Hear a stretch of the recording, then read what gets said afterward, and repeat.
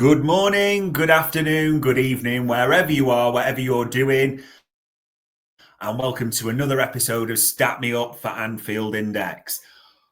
Yesterday, I was about 65% dealing with Forest result. I'm probably about 70% about now.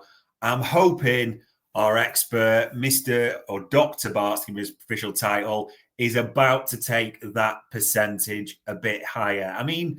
I'm getting a little bit of happier music, Bart. Before we get into the metrics and before we get into the stats, how are you genuinely feeling about this Forest point now? It's a weird one, isn't it? Because people go through a game at different paces, right, and they process it in their own time. Because of and this is you can all get your little violins out, whatever you want to do. But part of me living on a tropical island is that I had to watch game at midnight and it didn't finish till 2. So my processing of the game might have started a little bit earlier, but then equally I was knackered for the next game, so I didn't really finish thinking about it till last night. But I think now reflecting on, I'll come on to the stats, and then I listened to Lynch's pod with you, and I was a bit like, yeah, that's probably where I'm at, to be fair. I think first half, it was one of them. I was annoyed at a couple of players that we've come on to, and I was like, oh, that was our only shot for the whole game in the box. And you think, right. But then the way in which we changed the game in the last 30 minutes or whatever it was showed to me that, yeah, we are still top dogs, because no one else has done that to Forest. No one else has taken that many. The last one of these we said Forest generally tend to limit you to below 10 shots, right? Yeah. We took 23 shots. So, and on another day, it just happens you come up against a keeper who literally played a blindy. And then if he didn't stop it, he had 2 players behind him on the line. So, I kind of, sometimes you look at that and you go, all right, okay, was there anything more we could have done? Probably not, to be honest with you, because I think the keeper was that good on the night that you would literally have to put it in the postage stamp, should we say, a post shot of 0.9 or, to get the goal, and it just wasn't happening like that. The only thing I would say on a rewatch, because I've rewatched it ready for UP next week, is I did think I thought we were unlucky with a pen. I have to say, I thought we were unlucky not to get a pen. A couple of little ones on another day, you could see how that might have been reviewed. But no, I think our man there in the chat, their keeper got MOM, and that probably tells you it all to go. The bit that I love ignoring, and I know everyone gets riled up about it, is media have got a story to sell, right? And honestly, Rio going on about how it's a basketball game is the most laughable thing, trying to generate a story out of a game which was effectively us making one error and then battering them for like do you know what I mean? It just was so not that. Yeah. It was just ridiculous. But anyway, that's a completely subjective point of view. But yeah, so I am now in the camp of going, all right, okay, cool. Wasn't impressed with any of the results from anybody else. Even our main rivals struggled really against Spurs, got a 2-1 win, but it wasn't not blowing it away. Do you know what I mean? So I'm in a better frame of mind now. Got to go to Brentford and pick up the win. I think we said, would you take 4 points from these 2 games? I think we both kind of thought that might be a fair shout. Yeah, absolutely. Because we got a point from this, and we'll look at the stats, Bart. Now, I do want to talk through this because we say this quite a bit about this season, and maybe this is more pronounced than ever. It always feels a tale of 2 halves for Liverpool. Like you say, the one chance, the one goal for Forest, but we never really looked like we were going to do it in the first half. Second half, big change. And obviously, Diogo Jota feels the catalyst, to use your words, absolutely battering them. What a stat. Forest normally give up 10 shots a game. We had 23. I am intrigued to see what the stats say for first half and second half. Does it match the eye test? Yeah, top line stuff, we've already kind of covered a few of them, and you can. I'll break it down straight away with our boys. But if you correct nearly 2 XG away from home and you don't let the oppo get anywhere near half an XG, that's not a bad performance in anyone's book. You just and there's no penalties involved in that either. So that's pure. That's some good stuff. And the threat conversion is probably where we're a little bit. That's a game process thing. We might not have been quite as good, and you could say that some of our shot selection was not as high quality. Another thing that some people might have thought about on a UP or heard recently, we started to talk about PPDO again, which is an old school metric, but it effectively looks at how good you are at scoring at one end, with shots versus shots saved, and then how good you are defending the reverse way around. Okay, and your bang average is 1,000, right? And for this game we were 840, and Forest was slightly above, which is generally on their back end. So that shows you they had a high save volume from a high amount of shots. So they ran a little bit hot. Yeah, 1,100 is kind of all right. Above that is a little bit hot. We were under because at one end we shipped, we only had, how many shots did they have? They had, four? No, they had total, I've lost my totals. They had 6 shots, right? They had 3 on target and they scored 1. So it's about shots on target and what you score, right? So we had 6 on target and only scored 1. So our save to on target ratio is worse than theirs, and conversely, the other end for them, it works the other way around. So, but that kind of that probably gives you a realization that they were hot one end and we were cold. We were cold in the same end of the pitch. And by half, though, as we said, first half, we had more of the ball. I think that was pretty clear to everybody there. Phil Till, we spent most of it in their final third because, frankly, they didn't do a lot after they got the goal. Shots outside the box is probably the area which, when that starts creeping up, that says you're playing a low block, and we're also being impatient in our approach, because typically slots cut that number down. That was really high last season. It was about a third to nearly 40% of our shots last season were outside the box. Something like that. I can't remember exactly, but it was high amount, and slots brought that right down to a lower level. So that's us creeping up a bit. We both had a big chance each. For those who don't know, the Dominic Szoboszlai header at the back post on about 35 was down as a big chance. And actually, if you rewatch that is a pretty good chance. And the most annoying element of it is the bit that, because we're playing Diaz there, he's not in the area where that header got knocked down to. You'd normally expect Jota to be stood there going, "Cheers, thanks for that. I'll smash that in the empty net." But he's not there. And that's probably, I'll come on to that, thoughts around that later on. Long ball rate, they are a Nuno Santo team, right? And they play it with quality, but their long ball rates were at 27 in the first half, went up to 37 in the second half. So they're playing very much on the counter, deep block, trying to do it. Ours stay pretty consistent. If we look at our second half, possession pretty much the same, right? On ball time, pretty much the same. Field tilt, we increased it. This is showing we really did pen them in that half, but we changed our outside box shots from 6 to 3, and we had penalty box shots went from 3 to 11 in that halftime split. So we changed where we were shooting from, and the quality of that chance went up. And if you look at our XG, we added a full XG. You're right, and just coming on to how you can measure that, so how good they were. So this post shot, so effectively we added 0.5 post shot onto our shots that we took, and their keeper saved it. So he went over and above to save that, whereas Allison didn't have the greatest game, should we say. Didn't say, what did he have? The post shot was okay. We'll have a look at the goal in a minute, but I'm just saying to you, their keeper had such an over performance. He performed really well. So post shot's not only measure of goalkeeping.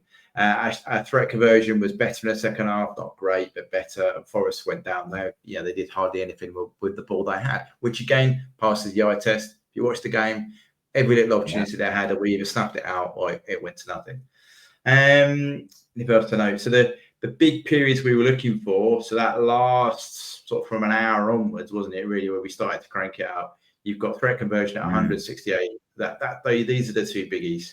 You've got big chances being created in these areas here, and then you've got shots on target. Where we go with this? Total shots 9 in that period, this is a real purple patch for us, 3 and 9. So that's 12. 12 shots out of our 23 were in from 60 to 90. So that's normally the average Forest actually can see for a whole match. So when I say we were brilliant for that final half an hour, that's how good we were. We had a field tilt up at 84% in that period of time as well, which is, we did as much as you could always question how could we have done this? Yeah, Diaz could have passed it, A, B, C, D. But sometimes you have to accept that the keeper had an absolute blinding game, and he did have a good game. Mo could have been slightly tidy with other things, but when you beat the keeper, there was a geezer on the line with the one that cleared from the corner, left-footed volley, put it in. The only one, I think, Jota was through a couple of times. Great pass down the right. Mo slips him in. I would have probably expected Jota to have scored there. He hit the keeper, but it's okay. If we look at what Monte Carlo said we should have won the game. It's that simple, really. Should have won it 2-0 or 1-0. And the Liverpool win there is 76%. The draw is more than Forest winning it. So that kind of gives you a flavour of the overview. When I put in so past maps wise, so that's Forest for you. That's what they did. But that's not a pass network. That's them. We're very limited ball, not looking to create patterns. This is us in the first half. Typical crab going on. Issue is probably we normally have a double 10 in here, and Diaz is a little bit too left, and Dom is over here on the right. So typically these two would be in here. In the first half, if we look at second half, you've got more of a double. You've got 3 in the area we would have, and you've still got the crab going on either side. So that's kind of the changes. And we also shifted our play further up. So what that enabled us to do, if we look at our threat creation from that, so this is first half, and you can see that they largely keep our threat out of the final third. Okay, you've got dominance here in the middle third, but they largely keep it out of the final third. Whereas with the changes we make, you see the heat map showing you that we're moving into the final third. We start dominating zone 14, which I've said numerous times on here is an essential area. We start getting into the half spaces down the sides of the boxes, which Jota had chances, Mo had chances, Cody had chances. So that's a real good indication of the tactical change that we made at half time. Off ball, it's always interesting to see whether we made anything half to half. So this is our first half. Again, it's very difficult to record something when there isn't a lot of attacking endeavour from a side, right? So you've always got to marry that out. It doesn't change that much, but for them, what you can see is this is first half, very deep, very, very deep, trying to just not occupy. And this half, again, similar kind of thing, but that gives you an indication of how they were set up. They were basically all that they've gone even deeper actually second half. All their defensive actions are in the final third. That's how deep Forest were playing. Okay, so it's something to do. Things that concern me with our process is that we still haven't quite returned to get the ball, get it wide, play it wide, which these sonar plots show. We're still a little bit unorganised off the ball. And if anyone ever wants to doubt the work rate of some of our centre mids, this is off the ball touches.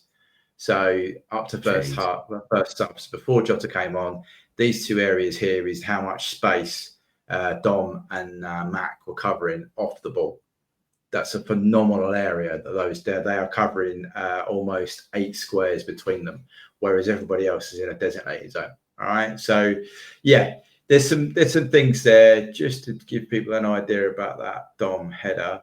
So that Dom header was a 0.21 XG. So it didn't get on target, but it fell into this area here.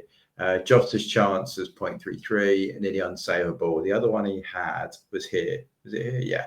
So 0.28 and a 0.27 post shot. So he put it in an okay area, but 0.2 to 20. He hasn't increased. He's actually decreased that chance by only a 0.1%, but he's not made it better, should we say, in the keeper's safety. So overall, I think. I posted out on my Blue Sky that I thought first half they very much sat there as they would do. They got lucky, depending on who you talk about. The blame of the goal changes. I'm still, for me, BBD plays them all on the side and then doesn't go with the run-up when he dithers a little bit. But you could also argue the right back can help him out. Konate's like, there's various things. And I'm not sure Ali actually covers himself in glory because it didn't come across as a very hard hit shot. I know it's right in the corner, but it doesn't look very quick, should we say. So, but that's... From a team perspective, I think we tweaked it second half. As I said, we moved up. We got Jota involved down the half spaces. Then we improved our passing. Yeah. And yeah, as I keep coming back to it, that second half was it was a good performance.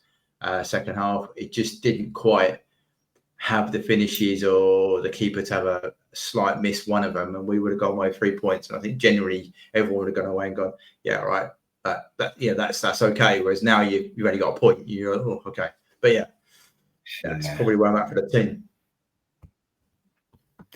So here's an interesting one. It's like, as you show on the stats, we had that purple patch, which is when Diogo Jota comes on. We win the field tilt. We win the big chances. But we kind of alluded to, and people are mentioning him in the chat there, Elliot Jota makes a new Premier League record against Forest, 22 seconds. And we should also mention that Tsimikas comes on. We'll come to him a little bit. I'm intrigued by this one, Bart, because Jota gets man of the match, and it's an incredible sort of period he goes through. Like you mentioned, the big chances as well, and that purple patch. Is it too strong to say that Diogo Jota changes the game? No, I don't think I think that's absolutely right. I think there's two things that happen with those subs. And before anybody starts having a go at me, I will support every single Liverpool player. But we were playing with 10 men out there. All right. For the first half, we were playing with 10 men. Konate was not fit. All right. And Robertson was having an absolute shocker at left back. His pass, we'll come on to in a minute, but his pass completion, his set pieces, his abilities, his awareness around it. Considering he's had 2 games off, I was incredibly surprised at his level of performance. I thought with the rest, he would have come back better. So you're kind of in a period where you've conceded an early goal, you're trying to get the tempo up, and you've got 2 players that in key positions just aren't on it. So as soon as we put an actual left back in who put a corner in, and we play, we basically they weren't really attacking. So you can play a midfielder in the centre half because we were on the ball. The amount of possession our centre halves had meant that they didn't have to do a lot of defending. And Graver's grown enough to be able to defend, even if Woods went and isolated him. That's fine because BBD can then deal with I can't remember the quick fella from them in the midfield. Not Alanga, who's the one in the middle? Gibbs White. So between the two of them, they can kind of deal with that, right? So that move from slot was genius. The only thing I would say is it's unfortunate we're kind of in a bit of a period that we have some key players that I would say are just coming off peak form or way past peak form. So Robbo is one of them, but Robbo's Robbo. Ali has conceded something like 9 out of 15 shots on target. That's not a good run for a keeper.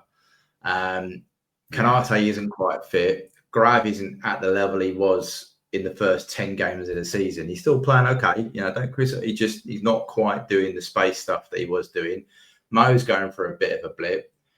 And the other key man for me, his slot is going for a bit of a trudge because this is the second league game. I personally think he made the wrong selection. He shouldn't have gone with Diaz in the 9.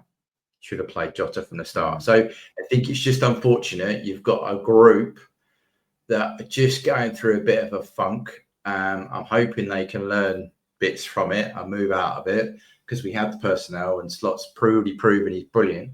But I just think certainly the last 2 league games, I think a better setup from the start might have meant we wouldn't be going in behind, we'd be going in ahead. But it is what it is.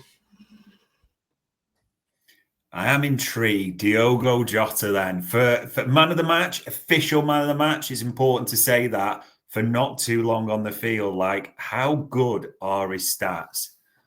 So his stats. So he's here. He is down here. The thing with Jota, you've always got to remember, he doesn't really contribute in build up, right? You just have to accept that, right? He's only in the 1.1 of our EPV, our threat creation.